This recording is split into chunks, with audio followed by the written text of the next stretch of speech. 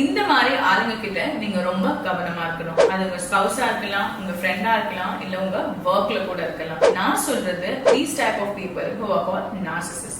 அப்படின்னா என்ன மேடம் அப்படின்னு கேக்குறவங்களுக்கு இதுதான் few traits of these narcissist people. ரொம்ப செல்ஃப் சென்டர்டா இருக்கிறது, எப்பவுமே தன்னை பத்தி மட்டும் யோசிக்கிறது, எம்பத்தியே இல்ல, அடுத்தவங்க என்ன நினைப்பாங்க, எவ்வளவு வருத்தப்படுவாங்க அப்படின்னு யோசிக்காம இருக்கிறது, எப்பவுமே ஒரு பேட் மூட்ல இருக்கிறது, பண்ண தப்புக்கு நான் தான் இந்த தப்பு பண்ணேன் அப்படின்னு ஓனர்ஷிப் எடுக்காம இருக்கிறது, தப்பு எல்லாமே அடுத்தவங்க மேல கண்டுபிடிக்கிறது, இது எல்லாமே இந்த குவாலிட்டிஸ் ஆஃப் நார்சிசிஸ்ட். இந்த மாதிரி பீப்புள் கூட டீல் பண்ணும்போது கண்டிப்பா அந்த ரிலேஷன்ஷிப்பை பிரேக் தான் பண்ணணும்னு அவசியம் கிடையாது. ஒரு ப்ரொஃபஷனல் ஹெல்ப்பும் சீக் பண்ணலாம்.